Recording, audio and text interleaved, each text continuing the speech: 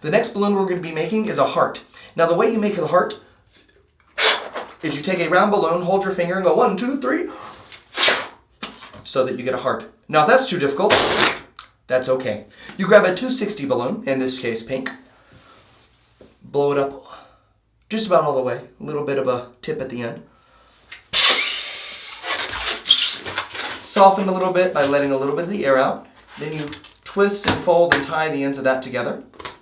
You find the opposite side, pull up on one side, pull up on the other, pull it down, and you get this nice little V shape here. And as you twist and let the air back in, that's what helps make the heart shape. You take the bottom and hold it in one hand, move it back and forth, you get more of a heart shape, and slowly release, and you get a beautiful, amazing heart. You can kind of fold it up if it's a little sharp at the end here, and you get a wonderful, wonderful heart.